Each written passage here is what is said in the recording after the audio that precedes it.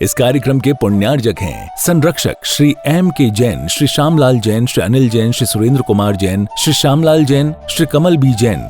कार्यकारिणी सदस्य प्रधान डॉक्टर राकेश कुमार जैन, सचिव सुरेश चंद जैन, कोषाध्यक्ष अभय कुमार जैन, उप प्रधान अनिल कुमार जैन, संयुक्त सचिव अमित जैन, संयुक्त कोषाध्यक्ष हिमांशु जैन, सदस्य संजीव कुमार जैन, सदस्य टेकचंद जैन, सदस्य नवीन चंद जैन, अभिषेक जैन, सदस्य सुरेंद्र जैन, सदस्य किशन चंद जैन, सदस्य राजेश जैन, सदस्य विजय जैन, सहयोगकर्ता पारस किशोर मंच।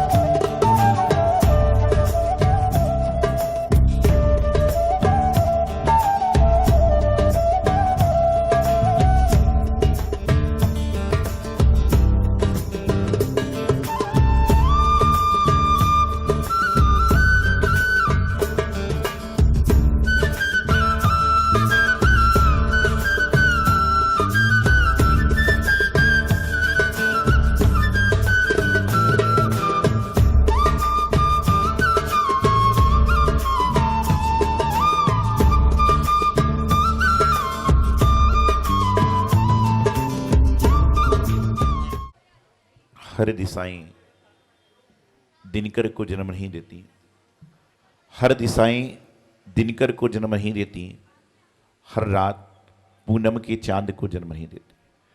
हर दिशाएं दिनकर को जन्म नहीं देती, हर रात पूनम के चांद को जन्म नहीं देती। देती तो हैं हजारों माताएं जन्म इस जगत में, देती तो हैं हजारों माताएं जन्म इस जगत में, पर हर माँ तीर्थंकर जैसे बालक को जन्म नहीं देती, पर हर माँ तीर्थंकर जैसे बालक को जन्म नहीं देती। महानुभावों, प्रतिष्ठा महोत्सव का द्वितीय दिवस भगवान के जन्म कलक महोत्सव। न जाने कितनी कितनी योनियों में जीव ने जन्म लिया। कभी नारकी हुआ, कभी त्रियंच हुआ, कभी देव हुआ, और देव भी हुआ तो देव गति में हो सकता है कि बेंतर देव बन गया। देव गति में जरूरी नहीं है कि अच्छा ही भाव मिले, देव गति में जाकर बेंतर भी बन गया। त्रियंच बना, त्रियंच में मार काट करने वाला, एक दूसरे को खाने वाला। और नारकियों की दशा तो आप जानते हो क्या होती है। नारकी हुआ तो कैसा हुआ, त्रियंच हुआ तो कैसा हुआ, देव हुआ तो कैसा हुआ। लेकिन जब यह जीव मनुष्य गति में गया तो उसके जीवन का ऐसा पुण्य आया कि उसने जन्म देने का अधिकार भी प्राप्त किया और जन्म कलनक देखने का अधिकार भी प्राप्त किया। यह मात्र अवसर है तो मनुष्य गति के जीवों को है। ये कोई छोटा अवसर नहीं है। लोग कहते हैं कि क्या ये साक्षात के भगवान हैं? तो मैं उनसे प्रति प्रश्न पूछता हूं कि आप साक्षात के इंसान हैं? यदि आप इंसान को मानते हो तो आपके लिए यही भगवान हैं, क्योंकि इस काल में आपका जन्म हुआ कि कम से कम आप देव शास्त्र गुरु की सेवा कर पा रहे हो। आगामी छठवें काल में तो आपको यह पुण्य भी मिलने वाला नहीं है। पंचम काल को ही चौथा काल बनाने का प्रयास करो। पंचम काल में ही चतुर्थ काल सम क्रियाओं को देखने का प्रयास करो। पहले मुनि महाराज शहरों में नहीं होते थे। क्यों नहीं होते थे शहरों में? क्यों नहीं होते शहरों में बताओ? क्योंकि मुनि महाराज पहले जंगलों में होते थे, क्योंकि वहां जंगल में ही सारे तरह तरह के जीव होते थे, त्रियंच होते थे, सब कुछ होते थे, शिकारी भी होते थे। लेकिन आज शहर तो बढ़ते जा रहे, जंगल समाप्त होते जा रहे। दिल्ली को देखो, जो 50 साल पहले दिल्ली जिसने देखी है, पहले दिल्ली छोटी सी थी, बढ़ बढ़ के सारे गांव सारे खेत कटते जा रहे और सारे के सारे शहर बसते जा रहे। तो मुनि महाराज तो अपने स्थान में विचरण कर रहे हैं। अंतर इतना है कि उनके स्थान में तुमने कोठी बंगले बना लिए हैं, इसलिए तुम कहते हो मुनि महाराज शहरों में आ रहे हैं। मुनि महाराज तो आज भी विचरण वहीं कर रहे हैं जहां उनको करना चाहिए। लेकिन अंतर इतना है कि आप कब्जे करते जा रहे हो और ये कहते मुनि महाराज यहां पर आ रहे। पहले जंगलों में शेर भालू होते थे, वह क्या करते थे? एक दूसरे को देखकर गुर्राते थे, एक दूसरे को देखकर छीना झपटी करते थे। और आज शेर भालू तो पता नहीं कहां पर हैं, लेकिन वर्तमान के जो मनुष्य हैं वह एक दूसरे को देख के गुर्रा रहे हैं, एक दूसरे के सामान को छीना झपटी करने का प्रयास कर रहे हैं। इसलिए महाराज भी जंगलों को छोड़कर शहरों में आने लगे। वहां पर त्रियंचों को उपदेश देना था, लेकिन यहां मनुष्य की खोल में जो त्रियंच हैं उनको उपदेश देने का प्रयास कर रहे हैं। आज जन्म कलंक का पावन दृष्ट है। आपके नैन धन्य हो जाते हैं जब आप भगवान का जन्म कलंक महोत्सव देखने का प्रयास करते हैं। अभी आप देखेंगे कि सौतरमिंद्र हमेशा हुकूमत चलाता है, लेकिन चाहे दृश्य रूप में ही हो चाहे राग रूप में ही हो, सौधर्मिंद्र के जीवन में एक ऐसा क्षण आता है कि जब वह सची इंद्राणी के सामने कहता है मुझे दे दे। अभी तक उसने दिया था, अभी तक मात्र उसने दिया था, लेकिन एक जीवन का ऐसा अवसर आता है जब वह इंद्राणी से मांगता है। क्यों मांगता है? क्योंकि उनके पास तीन लोक के नाथ हाथ में हैं, और जिनके पास तीन लोक के नाथ हैं उनके सारे सामने सारी दुनिया नतमस्तक अपने आप हो जाती है। तो अपना ऐसा पुण्य बढ़ाएं कि आपके हाथ में तीन लोक के नाथ आए। और जितने पुरुष वर्ग हैं, जितनी महिला वर्ग हैं, मैं आपसे कहना चाहता हूं कि जिसके मस्तक पर एक बार भगवान विराजमान हो जाते हैं उसके मस्तक का कोई भी कहते ना बाल भी बाका नहीं कर सकता। एक बार भगवान को मस्तक पर विराजमान करने का प्रयास करो, जीवन भर सारी दुनिया तुम्हारे सामने नतमस्तक होगी। और मस्तक पर विराजमान करने के लिए क्या करना पड़ेगा? प्रातःकाल मंदिर में जाकर श्री जी का अभिषेक करना पड़ेगा। और यदि आप रोज भगवान को अपने मस्तक पर विराजमान करोगे तो आपके जीवन का कितना बड़ा पुण्य होगा। और सबसे बड़ा जीवन का पुण्य तो वहीं प्रारंभ हो जाता है जब आप भगवान को सिर पर रखकर चलते हो और सारे लोग हाथ जोड़कर खड़े हो जाते हैं, नतमस्तक हो जाते हैं, आपके पुण्य की अनुमोदना करते हैं कि आपके जीवन का कितना बड़ा पुण्य है कि आपने श्री जी को विराजमान करने का अवसर प्राप्त। ये कोई पंचड़ा प्रतिष्ठा महोत्सव सामान्य क्रिया नहीं है, ये बहुत विशेष सर्वश्रेष्ठ क्रिया है। और उसमें भी आज जन्म कल्याण का दृष्ट बहुत सारे लोग मेरे पास में आते हैं। कल भी मैंने बताया था आपको कि महाराज जी ऐसा आशीर्वाद दो कि मेरा बच्चा एमए पढ़ जाए, मेरा बच्चा बीए हो जाए, मेरा बच्चा ये बन जाए, मेरा बच्चा ये बन जाए। लेकिन आज तक ऐसी कोई माता, ऐसा कोई पिता, ऐसा कोई दादा, ऐसा कोई दादी, ऐसी कोई बुआ हाथ जोड़ते हुए ये नहीं आई कि महाराज जी आशीर्वाद दो कि मेरा बच्चा मुनि बन जाए। एक भी बंदा नहीं आया।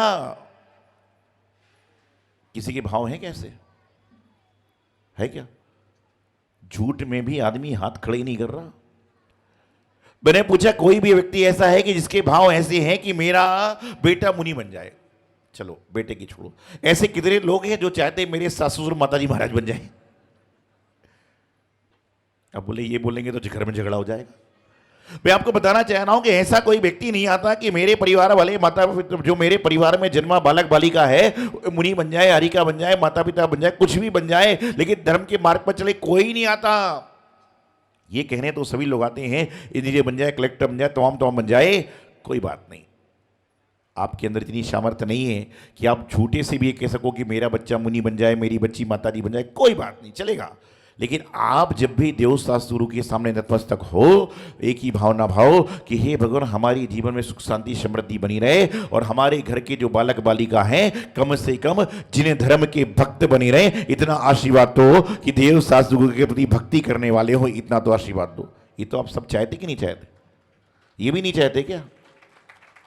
कौन कौन चाहता है कि मेरा बच्चा शराबी बने? कौन कौन चाहता है कि मेरा बच्चा जुआरी बने? कोई भी मैं समझता हूं नहीं चाहता।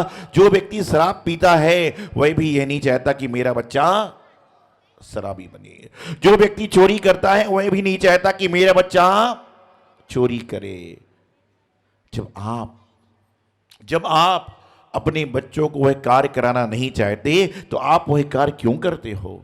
क्योंकि आज का जमाना, पहले के बच्चे सिखाने से सीखते थे, लेकिन आजकल का डॉक्टर साहब जमाना बदल गया।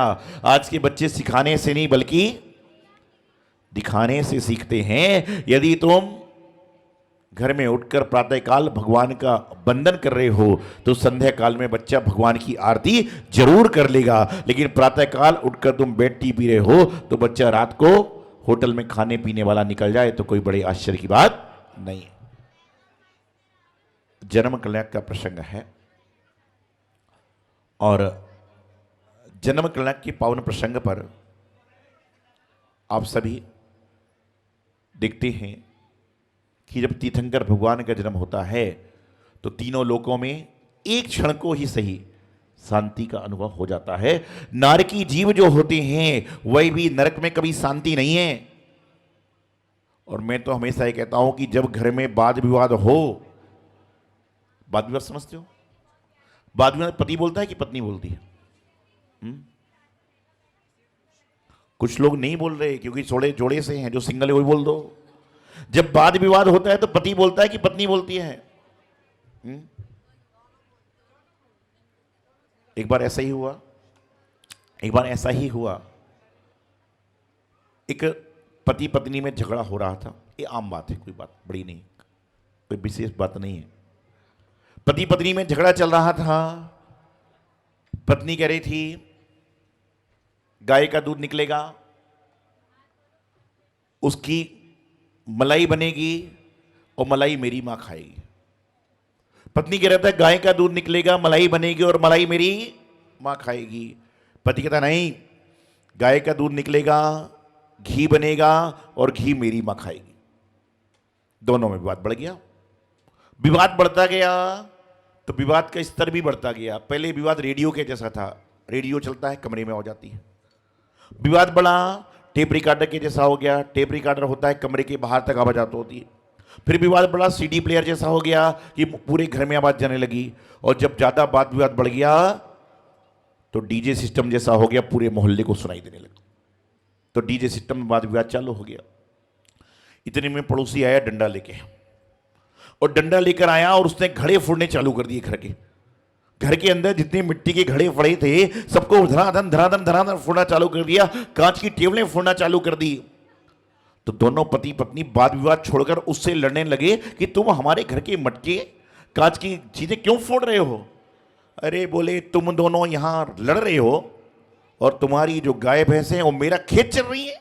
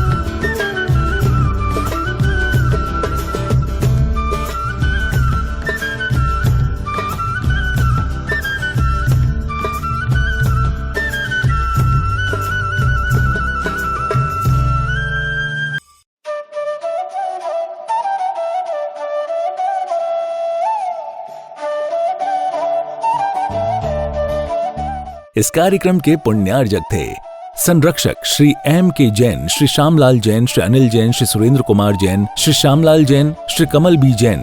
कार्यकारिणी सदस्य प्रधान डॉक्टर राकेश कुमार जैन, सचिव सुरेश चंद जैन, कोषाध्यक्ष अभय कुमार जैन, उप प्रधान अनिल कुमार जैन, संयुक्त सचिव अमित जैन, संयुक्त कोषाध्यक्ष हिमांशु जैन, सदस्य संजीव कुमार जैन, सदस्य टेक चंद जैन, सदस्य नवीन चंद जैन, अभिषेक जैन, सदस्य सुरेंद्र जैन, सदस्य किशन चंद जैन, सदस्य राजेश जैन, सदस्य विजय जैन, सहयोगकर्ता पारस किशोर मंच।